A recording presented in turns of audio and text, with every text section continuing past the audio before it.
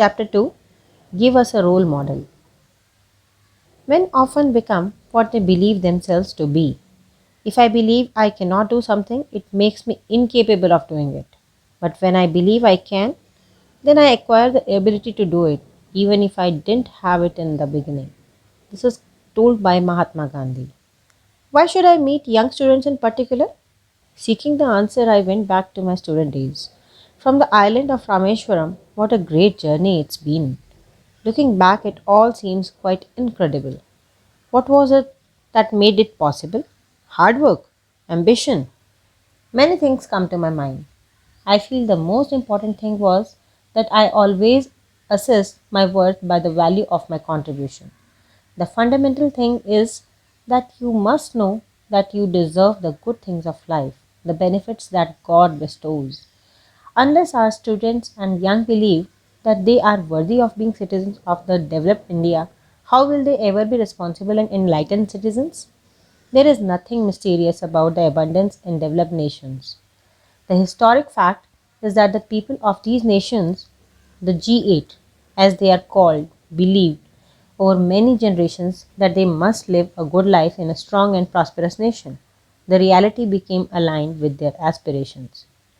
I do not think that abundance and spirituality are mutually exclusive or that it is wrong to desire material things. For instance, while I personally cherish a life with minimum of possessions, I admire abundance for it brings along with security and confidence, and these eventually help preserve our freedom.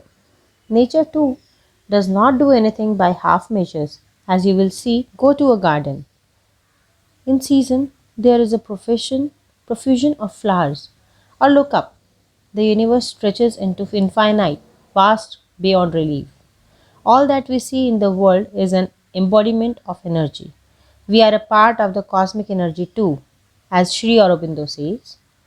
Therefore, when we begin to appreciate that spirit and matter are both part of existence, are in harmony with each other, we shall realize that it is wrong to feel that it is somehow shameful or non spiritual to desire material things. Yet, this is often what we are often led to believe. Certainly, there is nothing wrong with an attitude of making to do with the minimum in leading a life of asceticism. Mahatma Gandhi led such a life, but in his case, as in yours, it has to be a matter of choice. You follow such a lifestyle because it answers a need that arises from deep within you. However, making a virtue of sacrifice and what is forced upon you to celebrate suffering is a different thing altogether. This was the basis of my decision to contact our young, to know their dreams and tell them that it is perfectly all right to dream of a good life, an abundant life, a life full of pleasures and comforts, and work for the golden era. Whatever you do must come from that heart, from the heart. Express your spirit, and thereby you will also spread love and joy around you. My first such meeting took place in the high school in Tripura. It was a gathering of 500 students and teachers. After my talk on the second vision for transforming India into a developed nation, there were a series of questions, two of which I would like to discuss. The first question was, where do we get a role model from? How do you get a role model? Whether we are aware of it or not, from childhood onwards, through various phases of life, we adopt role models, I said. When you are growing up, say till the age of 15, the best role model I can think of would be your father, your mother, and your school teacher. They, to my mind, and the people who can impart the best guidance during this period. I turned to the teachers and parents present there and told them what a big responsibility they had. I personally believe the full development of a child with a value system can only become from these people. In my own home, when I was growing up, I used to see my father and mother say namaz 5 times a day, and in spite of their modest financial resources, I found them always giving to the needy around. My teacher, Siva Subramania Iyer, was responsible for persuading my father to send me to school setting aside financial constraints. It is very important for every parent to be willing to make the effort to guide children to be good human beings, enlightened and hardworking. The teacher, the child's window to learning and knowledge. has to play the role model in generating creativity in the child. This triangle is indeed the real role model I can think of. I would even go to the extent of saying that if parents and teachers show the required dedication to shape the lives of the young, India would get a new life. As it is said, behind the parent stands the school, and behind the teacher, the home.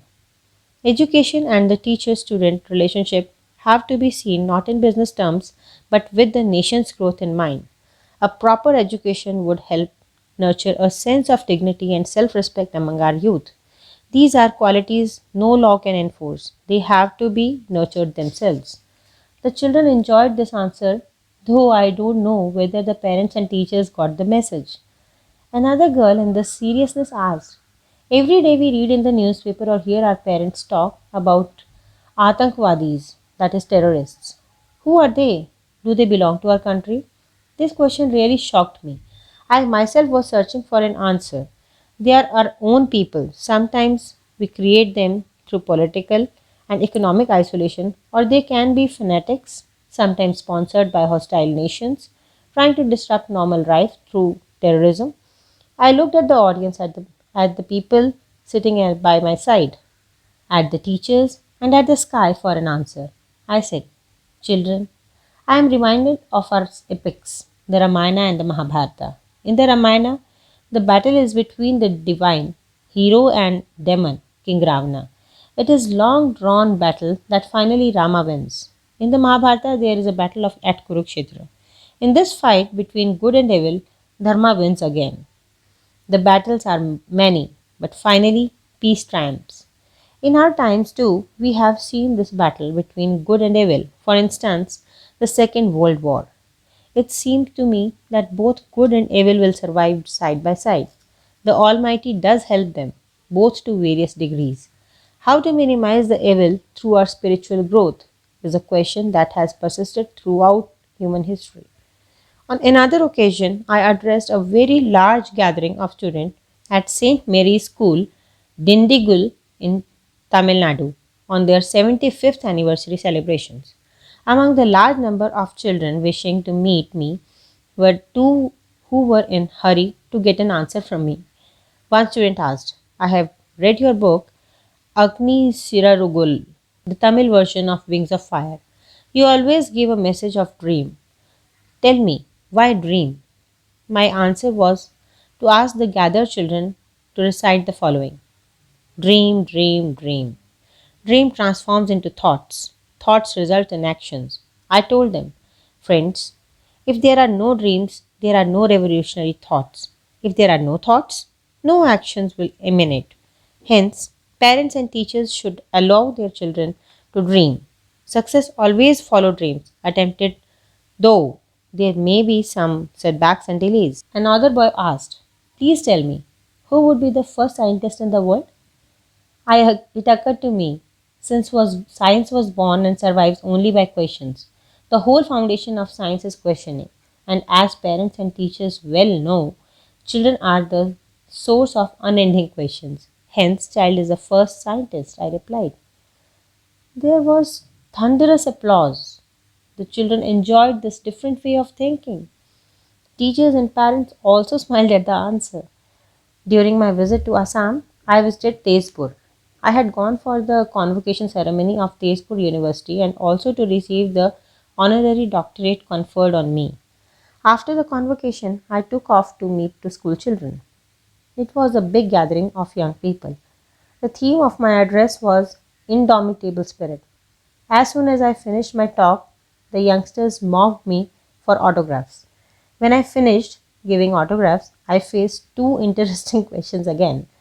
One was, why cannot water from the Brahmaputra, which is in flood, much of the time, he diverted to Rajasthan or Tamil Nadu, which was starved of water?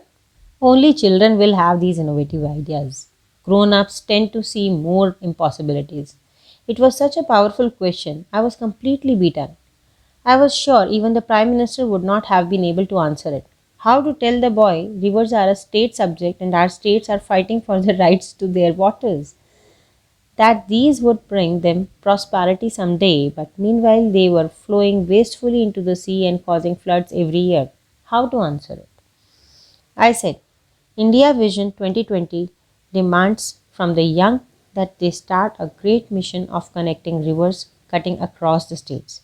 I personally feel the young have the most powerful minds. They can overcome the negativity of the bureaucracy and some self centered policies of the state governments so to enrich the people of the country. They can even improve coordination between the states and the center, and they surely will. Another student asked me a question for which again I had no ready answer. He asked, Sir, big leaders in any field don't come and talk to us. We see our Prime Minister often goes to Chennai, Lucknow, and many places, but he never comes here. We want him. We want to talk to him. I was impressed by this urge to communicate with the country's leaders. I said, When I reach Delhi, I will tell your dream to the leaders and your dream will come true. I later narrated this to Prime Minister. He considered the point and said, Children don't talk to me anymore. Maybe the security cordon has created a separation. I request our leaders in different fields to interact more with the children of the country for a better understanding of their own purpose in life, as also for helping create a better future for our children. I have visited Jharkhand a number of times after its formation. Every time I visit it, I am struck by the tremendous resources that wait to the honest in the state, which will multiply in wealth manifold. At the Sri Ramakrishna High School, Bokaro, I addressed a gathering of about 3,000 students and saw their creativity on display in an exhibition of their paintings, toys, and other items made by them. In my conversation with them, one student asked me, In Jharkhand, it is green everywhere. We have forests, streams, and hills. Why is it that we have a desert in Rajasthan? The question reminded me of a similar one in Assam. Why cannot the Brahmaputra's waters be taken to Tamil Nadu and Rajasthan? 20 years ago, you would not have been much cultivation in Rajasthan. But once the Indira Gandhi Canal was constructed, agriculture became possible in many places. It is possible for man to transform the desert into the fertile land. I repeated what I had told the student in Assam. It has to be one of the greatest missions of India to connect rivers so that water can reach many water starved states. Visionary action is needed. When you grow up, you will probably be part of reconstructing this nation and giving shape to these thoughts. One child came to me with a serious expression and asked, Sir, will you Agni missile across the ocean to reach America? I was little startled by this thought. For us, no country in our country, for us, no country is our enemy to send Agni there. Particularly, America is our friend. Agni symbolizes our strength. It shows that India has all the capabilities. During my visit to Cuttack, I participated in the birthday celebrations of the late Justice Harihar Mahapatra. I went there at the invitation of Justice Ranganath Mishra. For me, it was revelation how the independent movement, the first vision for the nation, had created the larger than life figure of Justice Harihar Mahapatra. He lived to the age of 92 and established Cuttack Eye Hospital, Utkal University, and above all, organized multi-pronged efforts to remove poverty. My biography in Oriya was released.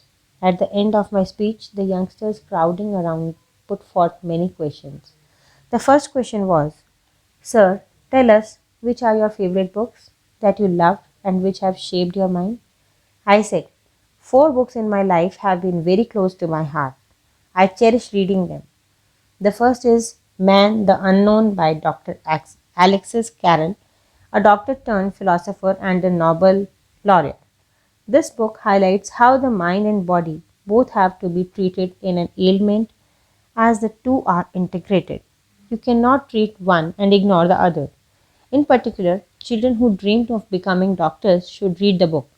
They will learn that the human body is not a mechanical system. It is a very intelligent organism with the most intricate and sensitive feedback system. The second book, one a venerate is Tiruvallur's Tirukunnal, which provides an excellent code of life. The third is Light from Mary Triumphs by Lillian Eichler. Watson, which has touched me deeply. It illuminates how we live and has been an invaluable guide to me for 50 years.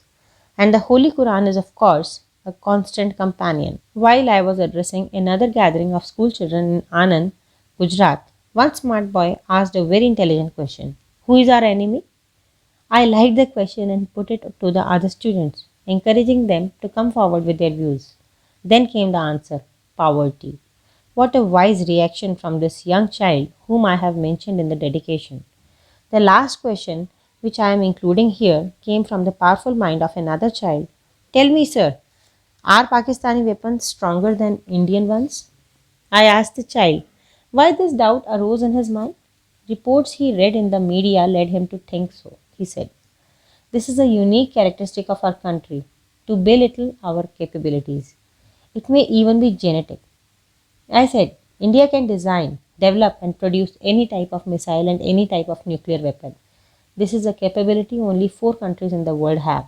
You remove all the doubts from your mind. I told the child, who gave me a very satisfied look.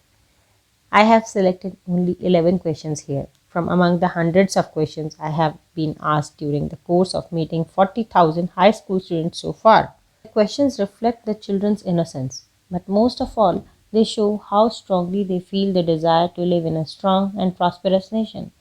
I also realized from these sessions how important it is for them to have role models, whether it in science, industries, sports, entertainment, or some other field.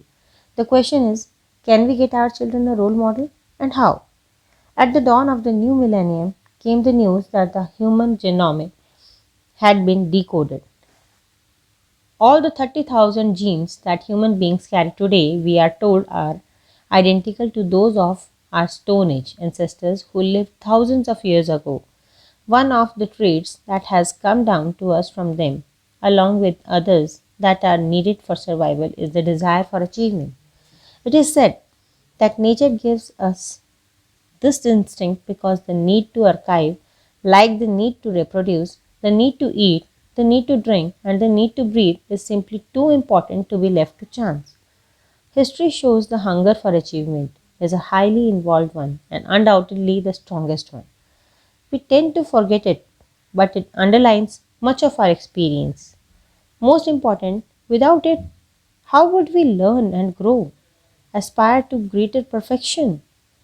I have seen Dr. Vikram Sarabhai's vision succeeding over 3 decades through sustained and coordinated achievement. At work, in that and any other endeavor, was the same desire to exceed the limits. As we try and excel, role models play a guiding role.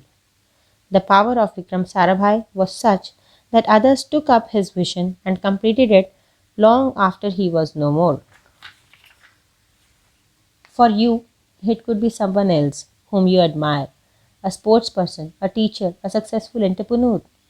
I recently had the chance to meet a legendary personality, a role model herself. Lata Mangeshwar was presiding over a function in remembrance of her father, Master Deenanath Mangeshkar. Lata Mangeshkar is a recipient of the Bharat Ratna, and I felt honored that she had asked me to inaugurate the 450-bed Deenanath Hospital and Research Center in Pune. I visited the hospital just before the inauguration. I found that it would be treating nearly 30% of the patients free.